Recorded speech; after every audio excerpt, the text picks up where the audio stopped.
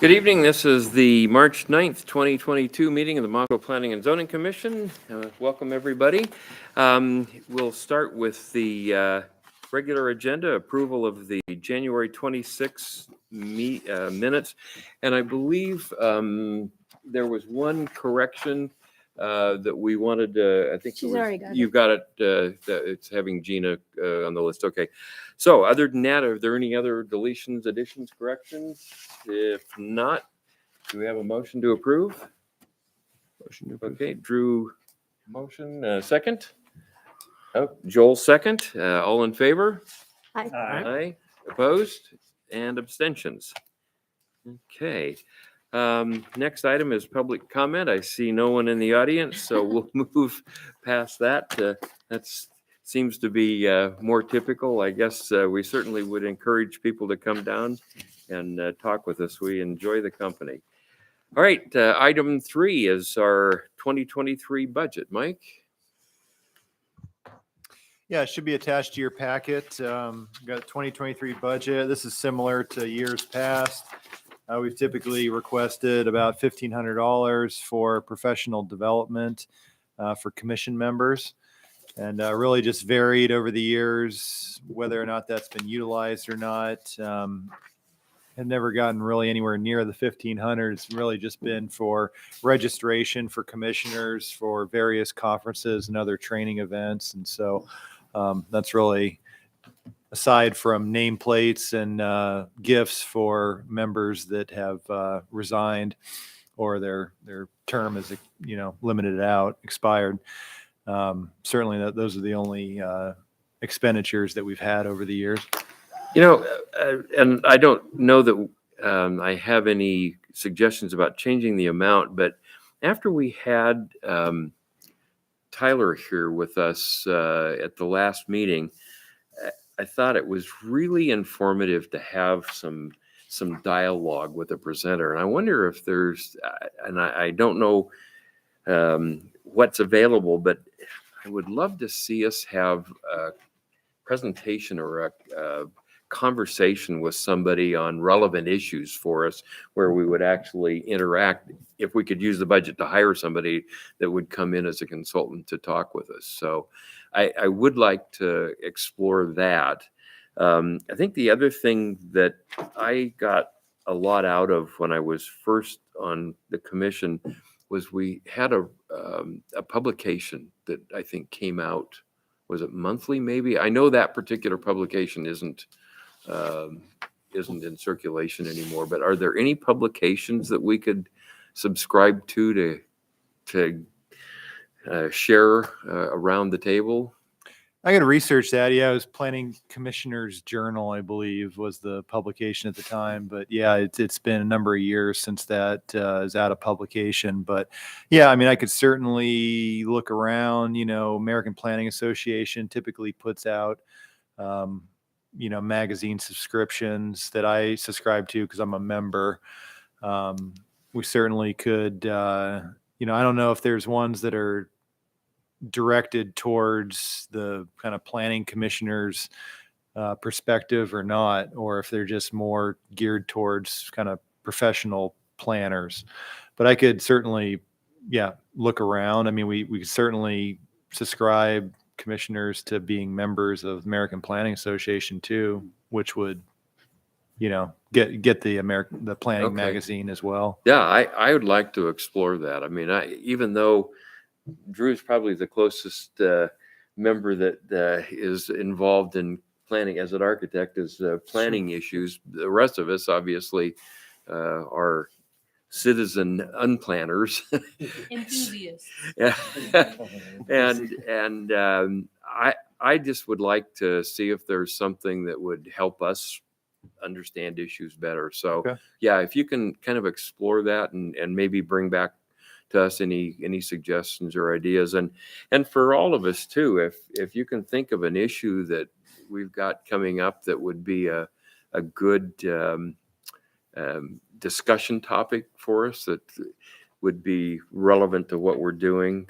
I don't know, maybe for example, with the climate action plan just having been released, maybe we get somebody in here that could talk to us relative to what a planning and zoning commission would be doing with climate action plans. That particular plan doesn't really have a huge impact on us right now, but it could. So anyway, I'm throwing out some ideas I'd like to explore if we could. So Bob? So as I recall, the ones that you brought in before, there were certain topics and they were pretty short. The realtor thing that we get, which is good. We don't get it often. Good, because it's really long. I don't want to be buried. I don't want to have 100-page document I have to read all the time. So it needs to be focused, and it needs, we've done it, we've done it before, and they haven't been too long, but. yeah, and I think that, even if it's a 100-page document, I think I would tend to think we'd focus on maybe a particular issue or a particular article. And that's what I mean. We've kind of done that before, or the one that you were talking about, the American Planners. I think it had different topics, and we picked out certain topics to look at. And I wouldn't have any suggestion about a change to the $1,500 budget. I think it's probably been very few years that we've used the whole thing, but I'd like to take advantage of it if we can. So. We could bring maybe easily bring people either from Spokane or Boise, or even Seattle, though the drama in the big city is often substantially different than our own. Our own situation is so hands-on, but I think Mike, you should probably, at least as you go to various meetings and things, kind of keep your eye on bright lights out there in the state, people that are doing interesting things. I think also about playing on Tyler's presentation. I wouldn't mind going in a little more in depth in just understanding some of the so-called options. I know it's always hazy out there, and I think it remains hazy because it's going to be so expensive to do that we. But I think we could learn. We could expand on Tyler's. I thought his presentation was particularly good. I really did, and I really did enjoy it. I agree. I think that it was a highlight. It was informative and I think helped us and got us started with that sort of discussion. And a little bit with what Nels is saying. If there's somebody around the state that you've seen that you feel may have some knowledge of issues that either we're dealing with currently or that we might be dealing with, use it if they're a city or a county employee. They probably wouldn't get paid as a consultant, but we could pay for their travel expenses, for example, to have them come up and do a presentation. So as you see, let's stay open to some ideas about that. So Okay. And any other suggestions? No, I was just going to comment that if you're bringing in outside people, which would be really helpful on zoning issues, legal issues, I would say Idaho, because Washington or Oregon have very different laws, and it's not going to help us a whole lot to hear what Washington does when we can't do it in Idaho. Yeah, I think that's point well taken. Okay, anything, Joel? If you need a motion, I would move that we request the same budget amount of $1,500 as previous. Okay, I think that's a good idea. So we have a motion. Second. Okay, Rich second. All in favor of $1,500 budget for 2023? Aye. Opposed and abstentions. Okay, great. Thank you. So Mike, next item, self-storage facilities in residential zones.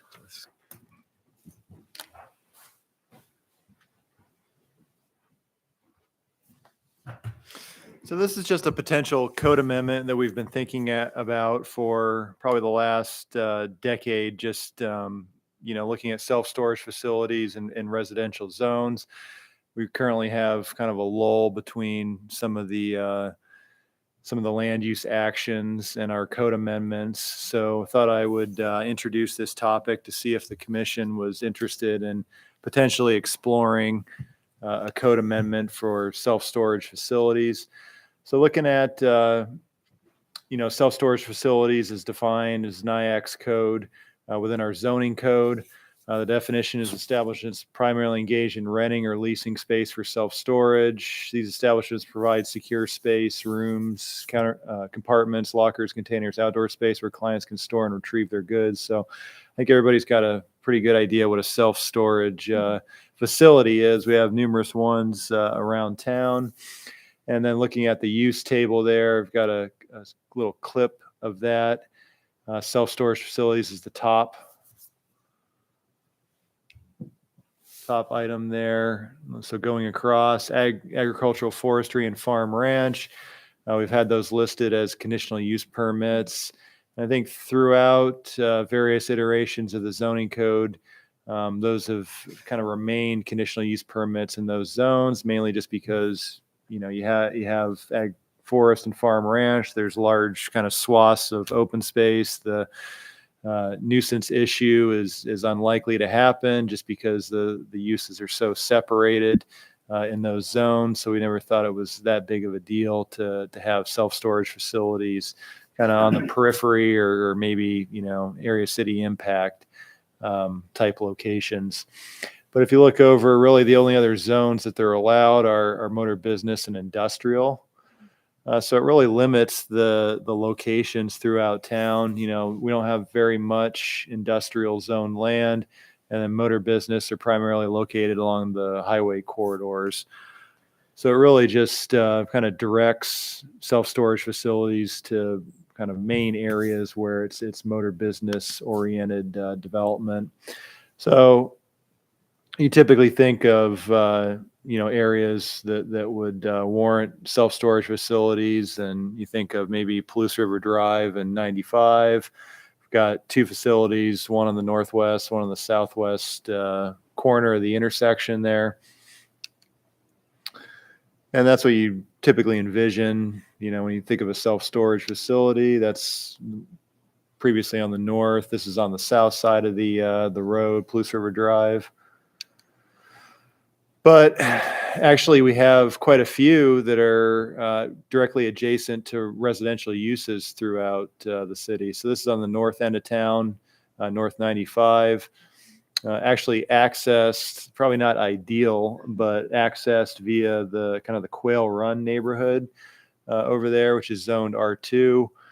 This property, I think I have a zoning map in a couple slides, but happens to be zoned ag forest, and which probably the reason why this facility was established. This was, I think, established in the early 2000s. It was prior to me arriving at the city. But you can see whenever there's a zone of that nature adjacent to residential, you typically have landscape buffers that surround the development. So you can tell there's some type of landscape buffer that was required completely surrounding, so it'd be more compatible and less nuisance oriented to a residential use. Of course, you got Highway 95 to the west, but it's a little bit of topographical challenge. It sits quite a bit lower than the highway, so access was probably the issue and the reason why it ended up being accessed off of the residential neighborhood there. This is the view from would be Covey Lane there. So this is looking up the drive at the facility, kind of tucked in behind the houses, and this is the view from North Main 95, looking to the east. So quite, the mature landscaping. It's been a number of years and allowed that to grow and develop. But yeah, this is really the standard facility, usually surrounded by some type of fencing. Most likely chain link fencing, and then you have kind of wide travel lanes and then various size of storage units within each one. So this is the zone map. So ag forest, probably the reason why those that facility exists where it does. But then you have adjacent residential to the east, which is the R2 zone, farm ranch to the north. And then the next facility, so this is a 2018 map. This facility was constructed a year or two ago. This is off of Rodeo Drive. It was on this property here. You do have duplexes that were constructed on the west side. They actually went through a zone change for R3 over here on the west side of Jefferson Street that abuts this property. But these are the plans that were submitted, so kind of hard to see, but there's a number of buildings of various sizes. Looks like 5 buildings. And then you've got the landscape buffer because it's a motor business zone adjacent to an R3 zone. So usually a type A, B, or C, depending upon which zones are adjacent to each other and which zone the property is, will determine kind of the intensity of the buffer. I do have a recent picture of that facility. So, those are the duplexes here off of Jefferson. And then here's the kind of the facility. I think the majority of the facilities we've seen constructed lately have been pretty high quality as far as, just the facility itself and the construction of the buildings. A lot of those I think are pre-manufactured buildings that are brought in. But I think a lot of them are available in kits. I think that's what they develop on these sites. But buildings aren't very tall. Those are just a single story, probably no more than 10 feet in height. So they're not really visually obtrusive and always almost surrounded by some good landscaping. So that's the zoning configuration, motor business for those properties, and then it transitions to the residential there. Another facility. This is a little bit older of a facility. This is on Almond Street, but you can see it's kind of surrounded by the manufactured home parks in the area to the west and to the east. I think the east side of Almond Street there is largely commercial, various uses as it transitions. Jim Robinson's business park is located to the south with mixed uses. Moscow Brewing Company, sausage factory. Used to be a bread maker in there, Sister's Cookies. But you can see the zoning of that area. R4 is multifamily, and that's to the west of Allman. Some other residential uses kind of in that block. So the Brent Drive manufactured home park is actually motor business. And then there are some other townhouses in that area, like on Morton Street, that are residential as well. This is one of the other newer facilities. This is the same developer that constructed the ones off of Rodeo Drive. So it's of a similar style and facility, but this is intersection of Mountain View and White Avenue, but backs up against residential on Andy and Mercer there. And yeah, this is Les Schwab on the corner here. And then, Kitty Corner, we've got some other condo development here. So this is residential, pretty much all residential on the north side of White. And then Andy and Mercer, kind of a mixture of duplexes and single family homes there. And then you have, this is in Creekside, but this is a apartment complex there as well. So that's just a view looking from the intersection to the southeast. And then the zoning configuration. So once again, motor business right up against residential zones, so R4 and R3 in this area. So kind of, after looking at the facilities we have and kind of the proximity to residential areas, just wanted to explore maybe the opportunity for, more zones to accommodate self-storage facilities in residential areas. And then, if the commission chose to maybe pursue that, what would that look like? Design standards, which we have a lot of uses that have design standards, which allow these uses to fit in without going through a conditional use permit process.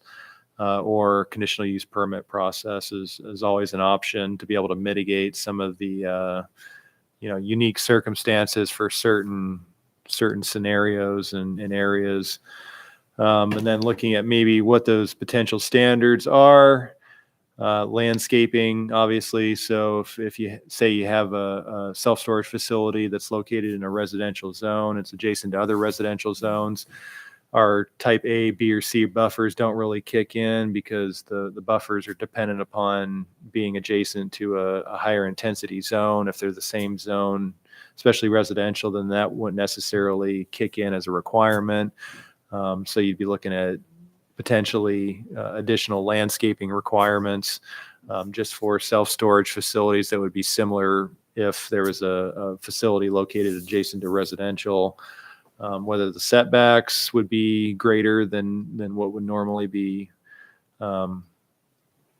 required in a residential zone, whether there's a minimum or maximum size of facility. So if you have a 5,000 square foot lot and then you can put, 10 storage units on there, is that all right? Or is there a minimum size that you need to have a facility large enough so they're not just kind of intermingled and scattered throughout the areas? Or is there a facility that's too large for a residential area? Building height, should there be a limitation there? Typically 35 feet in most residential zones.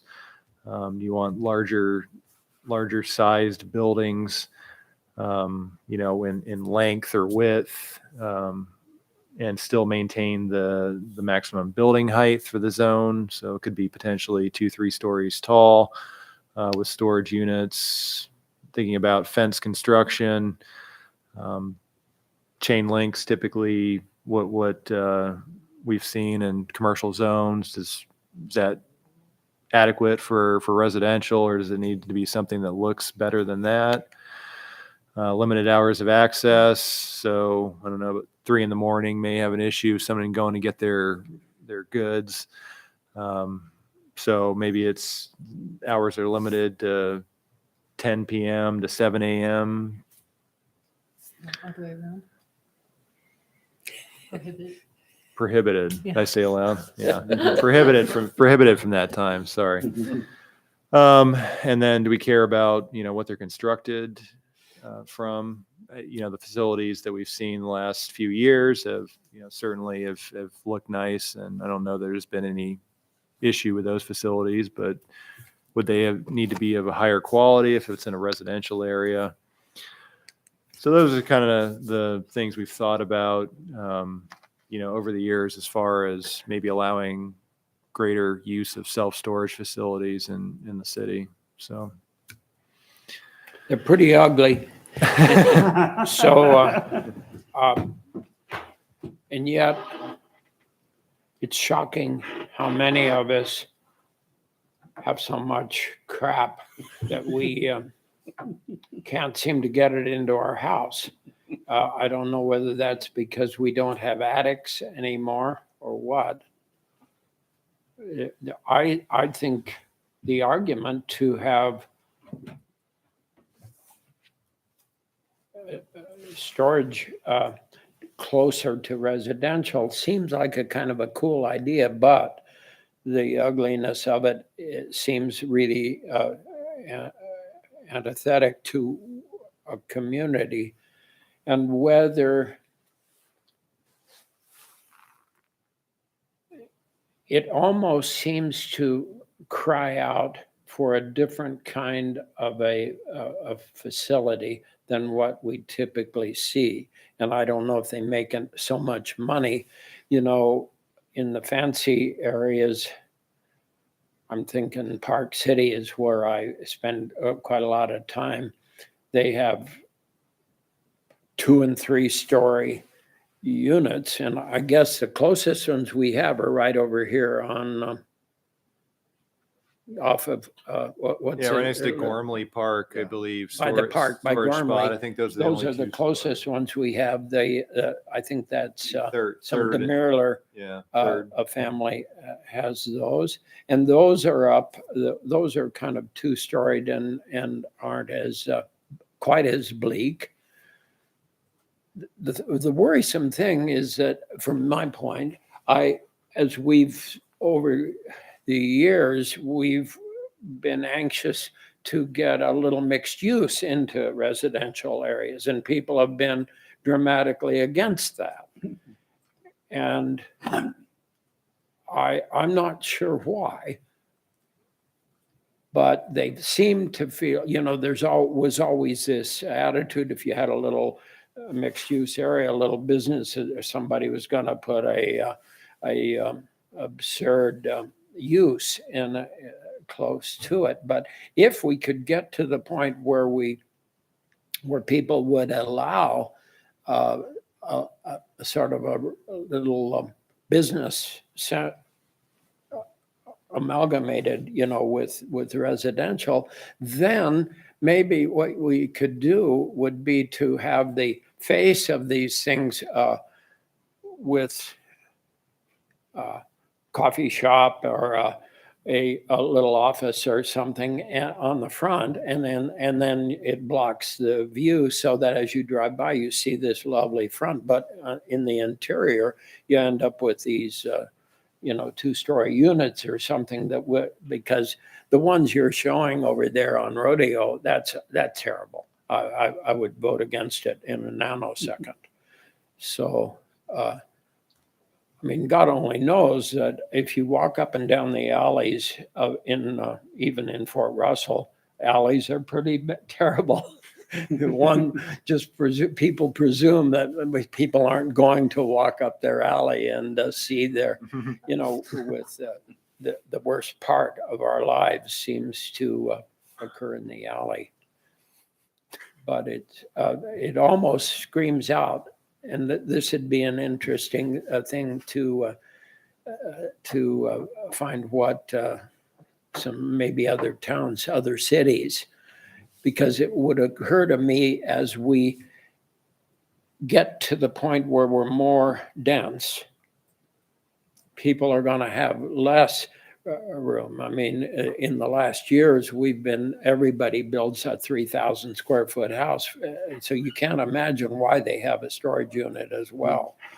But as you start living in more dense space, then the issue really does come up. And as you think of new, it seems to me like it would want to be designed into our and not come later, but be designed as part of the new system. I'm looking at you because you're in that arena. I think there's one thing I think it's hard to not pay attention to is that there is such a need. I talk to people all the time that are driving to Lewiston to store their stuff or rent something in Potlatch to store their stuff. Mhm. I think that's a big issue as well. And as far as the one on Rodeo goes, I understand what you're saying, but when you're talking about densifying, right, like those things are usually just a placeholder till that property becomes more valuable than a storage unit can maintain, right? So, usually people that are building storage units from the real estate perspective, lots of times they're just holding onto that property just to let everything kind of develop around it and make that more valuable. So somebody will want That's to put a what business in New there. York we call those things taxpayers.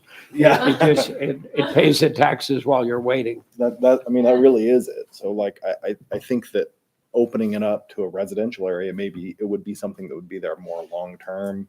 Maybe you could build it in so it would make more sense. I'm not sure how that would look, but Mike, are you seeing an interest or a demand at all for developing it in residential areas? I think we just over the years, that it's been one of the more attractive commercial developments that we've, had inquiries in our office for. And it's just, I think it's partly it's just challenging to find, properties that would accommodate it in motor business. Sometimes it's limited in that zone. But typically, you have some of the newer developments that you can envision that are still close to maybe some commercial uses and commercial corridors that would make sense, that you would have a piece of property that could accommodate storage units that would be right next to residential, because you'd have the same people living in the residential neighborhood that could in turn, not have to drive to a other side of town or a commercial area to be able to access their goods. And so I mean, I think it would probably make the most sense, not in existing residential areas, because I think the highest and best use is probably going to be more dense residential development instead of storage units on that property. But certainly looking at as we grow, away from the core and away from the highway corridors, that I think that you're going to see more of a need for storage units within some of the newer subdivisions. Well, and I think Nell's point about the fact that we're trying to densify, and if you're going to do that, then there's going to be a need. And Rich is kind of indicating something similar. I'd like to explore the possibility, and I think I wasn't sure when I first started thinking about it, but if we can have a decent set of standards, design standards that go along with this, then it certainly seems to me worth exploring. So I don't know. I'm in favor of. Well, yeah, I mean, I think there's merit to kind of both arguments, although I tend to, I don't know if it's because I took so many of Nels's urban planning classes during college, or, but I definitely am in line kind of with what Nels is saying. I mean, I get that there's a need, but I know we're not here to solve people storing things. Like that's not the issue, but I think it's something to think about. Well, I think it's a good point, but if you have to have a storage unit to store stuff, do you really need it? But do you know if they've, over at Barley Flats, do you know if they've added any additional storing in as they built those units? Are you I aware? think they have them in. I think they have like a bike, like it's like a cage, right? It's kind of like in the parking garage. Like each tenant has, it's like 5x5 or 5x7. It seems hard to see it in R1 and R2 zones. Pretty hard to see that. But once you get to a little more density, just from a personal standpoint, I don't know if any of you have had to do this in your life, but I went to New York to go to school as an older person, and we got to our apartment, which was tiny, and within hours we thought, oh my God, we don't know where we're going to put our stuff. In other words, where are you going to put your luggage, your extra boxes, your skis? There's no place to put them.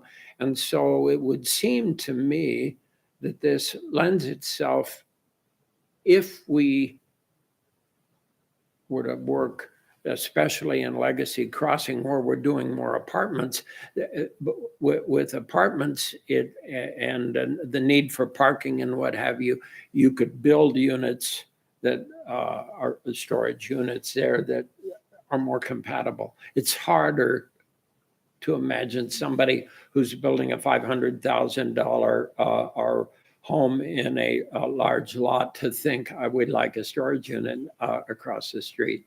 It's a little tricky to come up with that. But as you get more dense, you'd certainly think, we could have a storage unit by the apartments across the street from my place aren't that beautiful if you think about it. And they've been there a long, long time.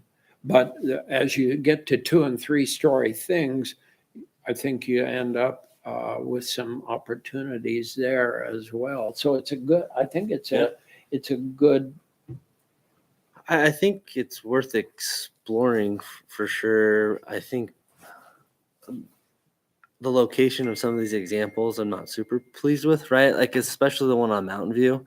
I mean, I've now saying I've also designed these before. I don't like doing it, but I mean, for one of our offices, this is pretty big bread and butter for us. Kind of through Utah, through Arizona, we do probably 55 of these a year. But the idea of having some pretty strict design regulations of how they look with landscaping, and I'd almost say hiding them, is good. I think the first one that you showed that's off the highway that you go through Quell Run, I mean, that one's almost, I know it's more mature than these other developments, but it's nice how that almost disappears.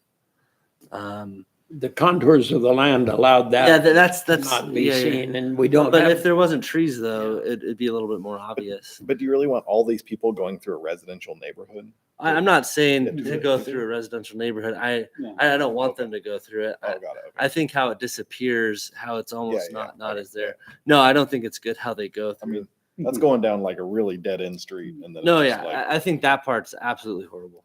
But I think some way to protect kind of the integrity of the urban fabric of the city is kind of important. That hopefully every street corner doesn't have one of these pop up on, would kind of be ideal. But I think there's a good point. What Richard's saying is, they're there to until the property gets more valuable. I think some of us might be 6 feet. I might be 6 feet under by that happens. I was going to right? ask, do you know of the last storage unit facility that would have been taken down? Because I've been around to see most of these ones be installed, but I'm trying to remember if there's been something recently where there has been a storage unit space. Yeah, the old Domino's Pizza location, so the Oh, old yeah. Sharp Soil. So the owner of that property had those storage Yeah. units there for a while, and they were just same deal. Just I think a kit that could be removed at some point in the future, and so I think that they installed those there, knowing that there was going to be a higher and better use eventually that came along, and I think they were only there for maybe 2-3 years before Identity Yeah. purchased that property. Mr. Chairman, I have a couple thoughts, if that's okay. So on that same thread about the longevity piece, because I love that this continued discussion and conversation thing, and the fact that we don't have a rezone request means we're still talking. I love to see the continued conversation. But my question about the last time it was torn down, I think that was kind of my understanding of the industry, was that it's a way to further monetize what may just be kind of laying fallow, or if it's a small enough parcel, it doesn't make sense, or you don't want to go commercial with it. And so my 2 cents is, it's interesting to hear that, and then also hear about what it would look like to marry that a little bit closer to the residential conversation.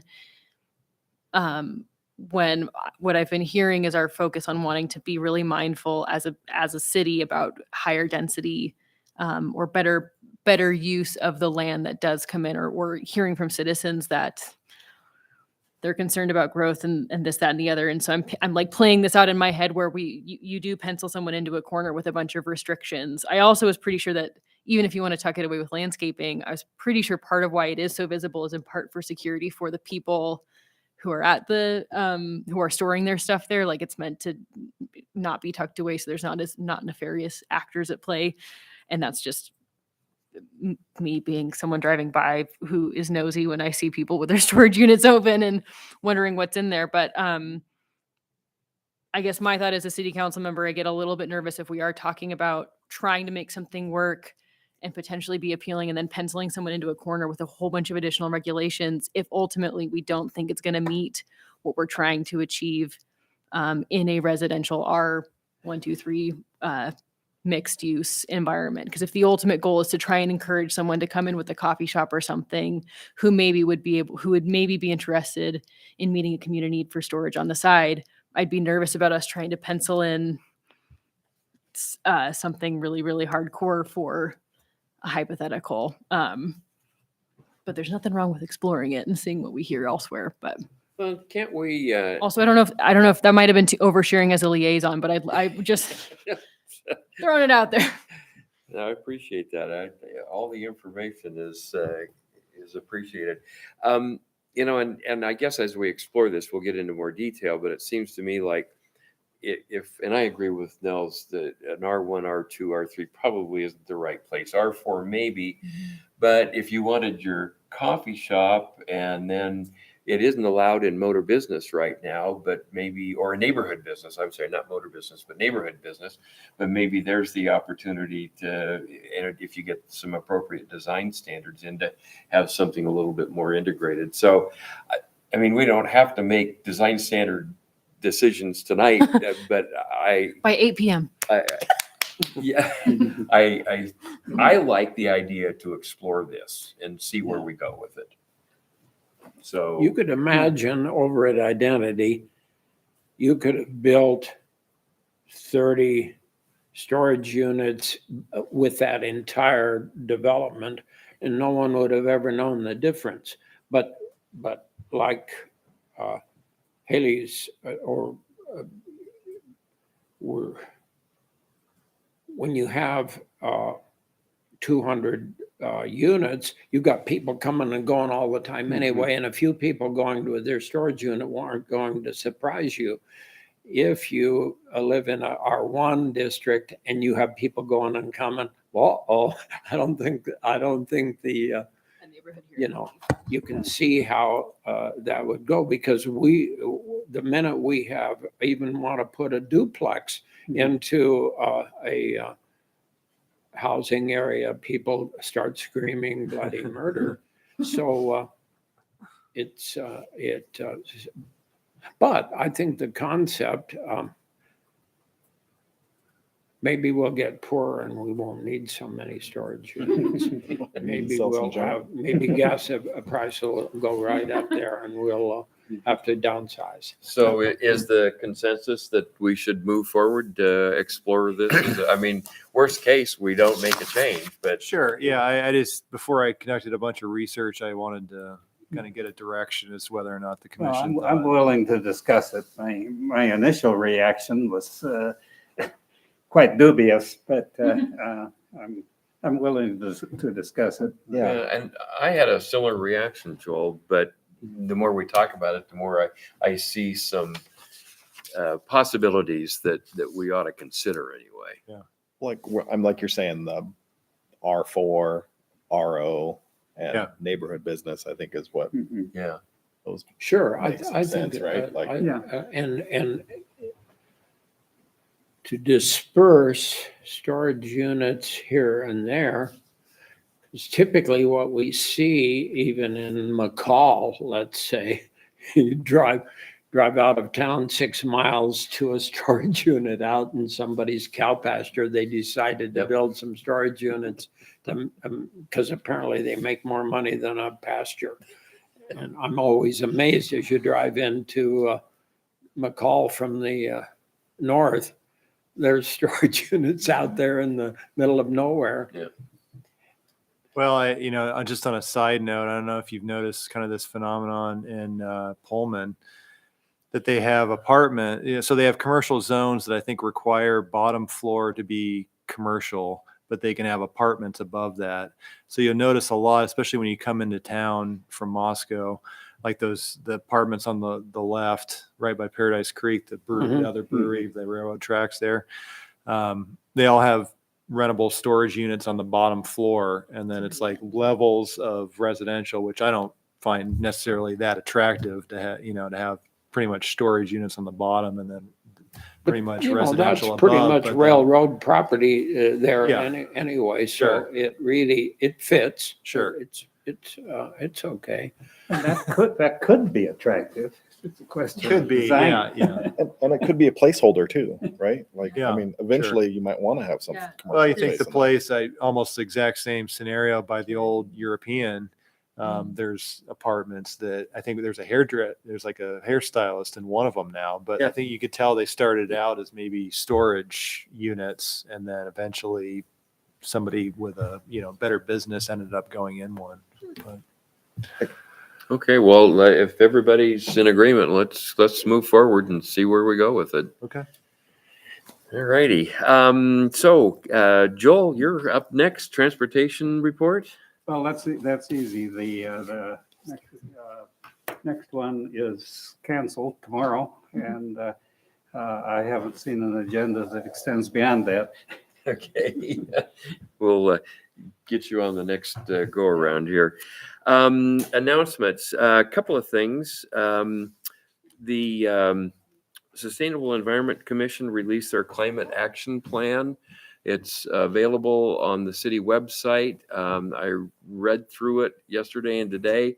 I think it's worth taking a look at. So I would encourage everybody to take a look at that. It's directed at this point in time specifically to city. But there's some information in there. It's a little dense at times, but there's some information in there that I just see eventually are going to be issues that we're probably going to have to deal with. So we might as well kind of try to keep informed about it. So I just would encourage you to take a look at that. It's not super long, but there's some fascinating information in there, scary information Rob, too. Yeah, I would just make sure that we state that it is a draft at this point. It is a draft, yes.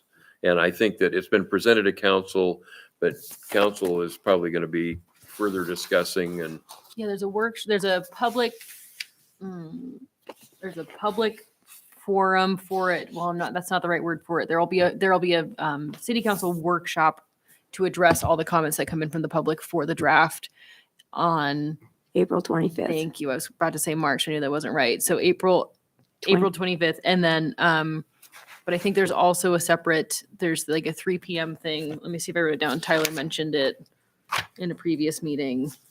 And there was a virtual Virtual- open house That today That one. Yeah. Yes. from 6 to 9 this evening, I believe. 6 to 7. 6 to 7, I'm sorry, 6 to 9, yeah, okay. So anyway, just I bring that out. It's something worth reading. Also, not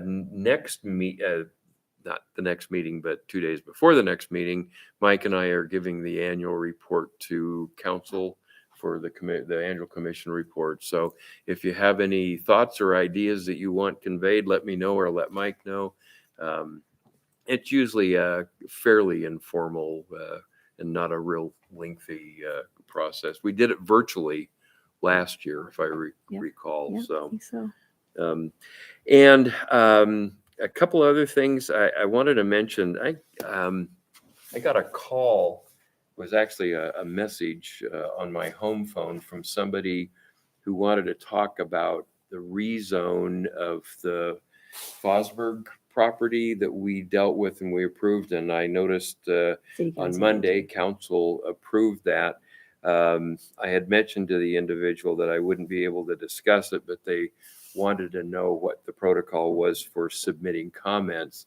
And since it was going to be a public hearing for council, I just recommended that they submit whatever letter. I watched the meeting and there was no comment, nothing mentioned. So I don't know what happened. I just wanted to let you know that I'd gotten the call. We'd had this conversation and I didn't have a conversation about our decision, our rezone. It was done, but advised them. And I didn't know, Mike, if somebody had tried to, I wasn't available because I was out of town. So Yeah, I was out of town as well, but I did see that there was a letter that made it into the packet. okay. So that may have been Let me see if I can find the name for it, Rob. In Shay. the packet. Yes, Shay. Oh, Yeah, it was yeah, Shay. yeah. They submitted a letter and Okay, it got good. in the packet. Yep. Super. The one last thing is I kind of misspoke. We were talking about our planning, and I mentioned Drew, but I forgot that we have a premier planner sitting next to me. My apologies for not acknowledging your. Well, right Many by, decades. he's a dying man, so don't worry No, about no, that. no. I appreciate your perspective on all that we do. So thank you. I apologize for that oversight. So do we have any other issues or items? Anything for the good of the order? All right. With that, we'll adjourn the meeting. Thank you.